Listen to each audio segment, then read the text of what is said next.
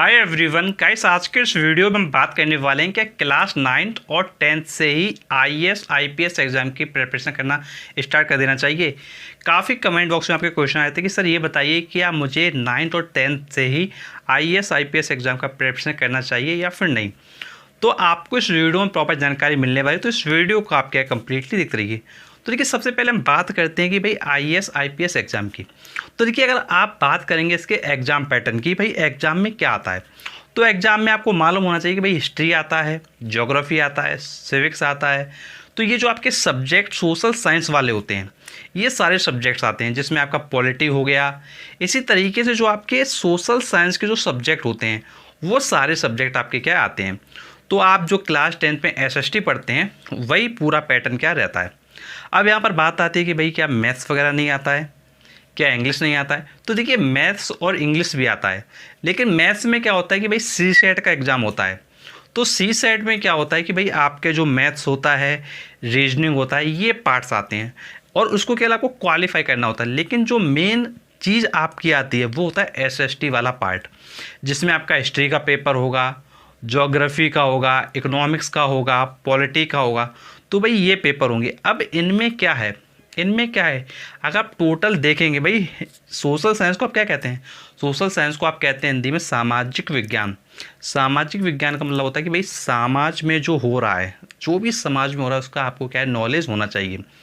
अब देखो, जब आप कोई चीज़ सीखते हैं, वो आप कैसे सीखते हैं, या तो किसी की गलती को देख के सीखते हैं या फिर गलती करके सीखते हैं। दो ही तरीके होते हैं, या तो किसी की गलती से सीख लें या फिर अपनी गलती खुद करें फिर सीखें, यही तरीके होते हैं।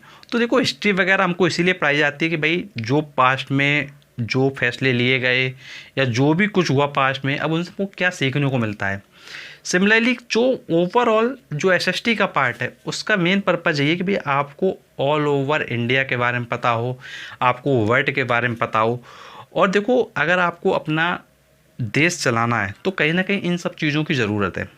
ये सब चीज़ें आनी चाहिए, क्योंकि भाई आपको क्या बनाया जा रहा है, आपको आईएएस आईपीएस बनाया जा रहा है। भाई आईएएस में क्या होता है कि भाई आपको एक डिस्ट्रिक्ट का चार्ज दिया जाता है, जहाँ पे आपको सारी अपने जो कर्तव्य वो निभाने पड़ते हैं। तो जब आपको इतना बड़ा कर्तव्य दिया जा रहा है, और आईपीएस में भाई आपको कानूनी कर्तव्य निभाने हैं, तो भाई जब इतना बड़ा आपको चार्ज दिया जाएगा, तो भाई क्या किसी को भी दे दिया जाएगा। भाई इस जगह क्या है, आपको क्या है, आपकी जो मेंटल एबिलिटी है उसको पूरी तरीके से चेक किया जाएगा कि भाई आप सिचुएशंस को कैसे हैंडल करोगे। तो ये तो चीज़ होगी, भाई आपको आईएएस आईपीएस में इस तरह की चीज़ें आपके साथ होंगी। अब यहाँ पे क्वेश्चन यही है कि भाई क्या मुझे 9th और 10th से प्रिपरेशन तक जाना चाहिए। तो देखिए, मैं आपसे ये कहूँगा कि भाई अगर आपका एम है, आपका गोल है, आपका टारगेट है कि भाई मुझको आईएएस आईपीएस में ही जाना है, अगर आपने ये डिसाइड कर लिया कि मुझे यहीं जाना है और मुझे आईएएस आईपीएस बनना है, तो फिर आपसे मैं यही कहूँगा कि भाई आप क्या है, कुछ स्टेप की तरफ मूव कर सकते हैं, कुछ स्टेप क्या है अपने ले सकते हैं, जो आपको आईएएस आईपीएस की तरफ क्या है हेल्प करेंगे। जैसे उन स्टेप के बारे में आपसे बात करता हूँ। जैसे पहला स्टेप आप ले सकते हैं कि भाई आप द हिंदू न्यूज़पेपर पढ़ना क्या स्टार्ट कर दें। पहला काम आप ये ज़रूर करें। फिर दूसरा स्टेप आप क्या ले सकते हैं, दूसरा स्टेप आप ये ले सकते हैं, जो भी आप पढ़ाई कर रहे हैं 9th में 10th में, जो भी आप सोशल साइंस में पढ़ रहे हैं, उसको प्रॉपरली पढ़ें। और पढ़ने के बाद उसको लर्न मत करें, उसको याद नहीं करना है, उसको समझना है। उसको ये समझना है कि भाई जैसे सपोज़ करिए किसी चीज़ का प्रोडक्शन मान लीजिए एमपी में ज़्यादा होता है, तो भाई एमपी में ज़्यादा हो रहा है, तो उसके पीछे क्या क्या फैक्टर्स हैं, ऐसा क्यों कि भाई वो चीज़ एमपी में ही हो रही है। या मान लो कोई चीज़ मान लो उत्तर प्रदेश में हो रही है, तो वो उत्तर प्रदेश में क्यों हो रही है, और उसको और अच्छे लेवल पे कैसे ले जा सकते हैं। मतलब कहने का मतलब है कि भाई जो आप पढ़ रहे हो उसको अपनी डेली लाइफ से रिलेट करो, कि भाई हम उसमें कैसे पॉजिटिव साइड पे जा सकते हैं, कैसे हम चीज़ों को ग्रो कर सकते हैं। मतलब ये चीज़ आपको सोचना पड़ेगा। तो दूसरा स्टेप आप ये ले सकते हैं कि भाई आपको जो भी पढ़ रहे हैं आप उसको अपनी डेली लाइफ से क्या रिलेट करें। और तीसरा स्टेप आप ये ले सकते हैं कि जो भी आप अपनी बुक्स वगैरह पढ़ते हैं उनसे प्रॉपरली नोट्स बनाइए, उनको नोट्स को अपने पास क्या सेव करके रखिए। अब देखिए, इस जगह काफ़ी बच्चों का क्वेश्चन एक और आता है, वो समझना बहुत ज़्यादा आपके लिए क्या इंपॉर्टेंट। जो बच्चों का एक क्वेश्चन आता है वो ये है कि सर क्या मुझे अभी से सिविल सर्विस एग्जामिनेशन की आईएएस आईपीएस की बुक ले लेना चाहिए या फिर नहीं। तो देखिए मैं आपसे यही कहूँगा कि भाई आपको बुक्स बिल्कुल भी नहीं लेना चाहिए। मैं आपको पर्सनल राय यही दूंगा कि भाई आपको बिल्कुल भी बुक्स नहीं लेना चाहिए। आपको सिर्फ क्या है, अपने सिलेबस के अकॉर्डिंग, जो आपका सिलेबस है उसके अकॉर्डिंग जो आप पढ़ रहे हैं उसको आप पढ़िए अच्छे से, और उसको क्या रिलेट करिए भाई प्रैक्टिकल चीज़ों से, कि भाई प्रैक्टिकली वो चीज़ें क्या पॉसिबल हैं। फॉर एग्जांपल जैसे हम आपसे बात करते हैं, जैसे कोई भी मान लीजिए आपने न्यूज़पेपर पढ़ा, सपोज करिए कोई भी आपने न्यूज़पेपर पढ़ा, उसमें से कोई क्या है, कोई भी मान लीजिए न्यूज़ आई, या मान लीजिए कोई भी वर्ड को लेके कोई इन्फॉर्मेशन आई, या मान लीजिए इंडिया को लेकर कोई इन्फॉर्मेशन आई, तो उसके बारे में आपको जानना है। जैसे फॉर एग्जांपल मैं आपसे बात करता हूँ बैंकिंग के टर्म जैसे होते हैं, जैसे रेपो रेट है, रेपो रेट का क्या इफेक्ट पड़ता है, रिवर्स रेपो रेट का क्या इफेक्ट पड़ता है, ये आपके इकोनॉमिक्स के टर्म्स हैं, ये आपको पता होना चाहिए। रिवर्स रेपो रेट बढ़ेगा तो क्या होगा, डाउन होगा तो क्या होगा, जीडीपी कैसे आपका डिपेंड करता है, जीडीपी अगर ऊपर जाएगा तो क्या मतलब है, जीडीपी नीचे आएगा तो क्या मतलब है, जीडीपी कैसे बढ़ेगा, कैसे उसको और अच्छा ले जा सकते हैं। कंट्री का जीडीपी देखना आना चाहिए आपको कि भाई कैसे आपको उसको चेक करेंगे। तो देखो ये सब चीज़ें आपको क्या है जो आपकी निकलती हैं, वो सब चीज़ें आपको क्या पता होना चाहिए। अब जैसे आप देखते हो कि भाई वर्ल्ड कप है, तो वर्ल्ड कप किसने कहाँ जीता, ये सब चीज़ें आपको क्या नॉलेज के लिए पता होना चाहिए। अब देखो दो तरह की जानकारी होती हैं, एक जानकारी वो होती है जो मतलब क्या आपके एग्जाम पॉइंट ऑफ व्यू से इंपॉर्टेंट होती है, एक जानकारी वो होती है जो आपके एग्जाम पॉइंट ऑफ व्यू से इंपॉर्टेंट नहीं होती है। जैसे आप न्यूज़पेपर पढ़ेंगे तो न्यूज़पेपर में काफ़ी ऐसी खबरें आती हैं कि भाई किसी ने किसी को क्या है मर्डर कर दिया, किसी के यहाँ चोरी हो गई, किसी के यहाँ कुछ हो गया, मतलब इस तरह की न्यूज़ आती हैं। तो भाई ये न्यूज़ कभी पेपर में नहीं आने वाली हैं, ये कभी भी पेपर में नहीं आने वाली हैं।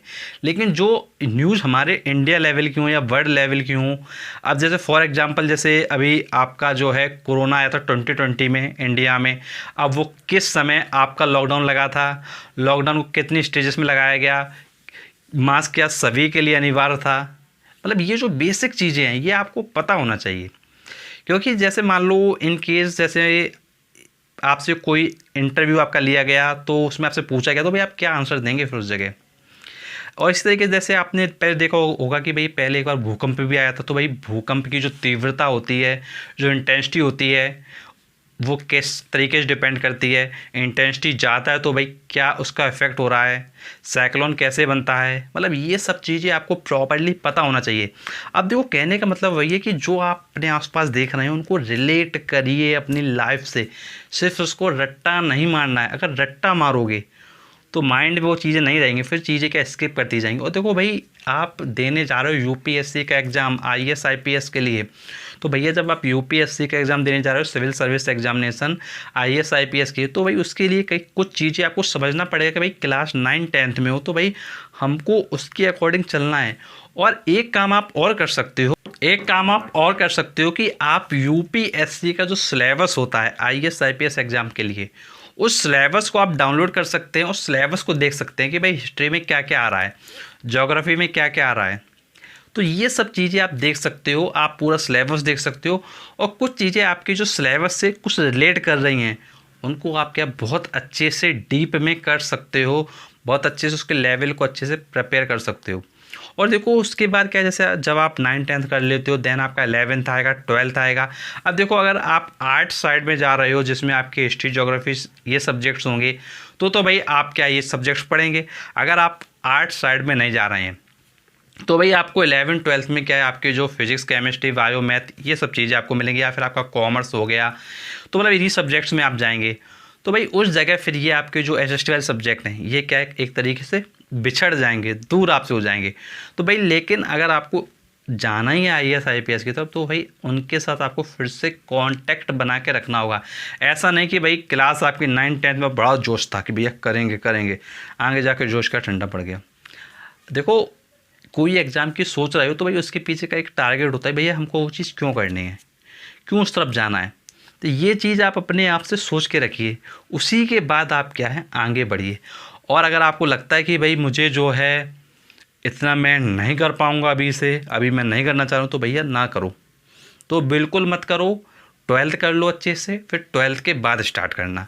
कोई ज़रूरी नहीं है कि भाई तुम अभी 9th से ही पूरा लग जाओ। देखो एम बनाना अच्छी बात है, लेकिन ज़रूरी नहीं कि भाई तुमको आज ही से तैयारी करना है। मैं बस यही कहूँगा कि भाई अगर तुमको लगता है कि मुझे उस तरफ ही जाना है तो भाई आप 9th से तैयारी करना स्टार्ट कर सकते हो, जिस स्टेप से मैंने आपको बताई। अदरवाइज आप क्या 12th तक अपनी 12th करो काफ़ी अच्छे से, उसके बाद अपनी प्रिपरेशन में क्या लग सकते हो। और जो बच्चे 8 सब्जेक्ट्स में जा रहे हैं तो वो भाई 11th से भी अच्छे से तैयारी कर सकते हैं, और वो चाहें तो 9th से भी बहुत अच्छे से तैयारी कर सकते हैं। ये डिपेंड करेगा स्टूडेंट टू स्टूडेंट कि भाई वो स्टूडेंट आगे चल के क्या करने वाला है, उसका क्या टारगेट्स है, क्या एम है। तो बच्चों मैंने आपको सारी बातें समझाई, और कोई भी आपका डाउट है, कुछ भी आप पूछना चाहते हैं तो आप नीचे कमेंट बॉक्स से कमेंट करके पूछ सकते हैं। और अगला वीडियो आपको किस टॉपिक पे चाहिए ये भी आप मुझे कमेंट बॉक्स में बताएं, और आपके लिए हम और भी ऐसे इंटरेस्टिंग लाते रहेंगे। बच्चों आपके लिए मैंने एक प्लेलिस्ट बना रखी है, करियर आफ्टर 10th क्लास। तो इस प्लेलिस्ट में जाकर आप क्या 10th के बाद जो भी करियर ऑप्शंस हैं, 10th के बाद आप कैसे एग्जाम्स की प्रिपरेशन कर सकते हैं, वो सारी डिटेल आप क्या जान सकते हैं। तो आप प्लेलिस्ट में ज़रूर जाइए। प्लेलिस्ट का नाम है करियर आफ्टर 10th क्लास। इस प्लेलिस्ट में आपको सारे के सारे वीडियो एक साथ मिल जाएंगे, जिसमें क्लास 10th के अबाउट जो भी करियर ऑप्शन है वो सब कुछ आपको डिस्कस किए गए हैं। एंड गाइस अगर आपको हमारा चैनल पसंद आया तो प्लीज़ वीडियो को लाइक करें, चैनल को सब्सक्राइब करें, क्योंकि आपके लिए और भी हम ऐसे लेटेस्ट वीडियो लाते रहेंगे। And thanks for watching our video.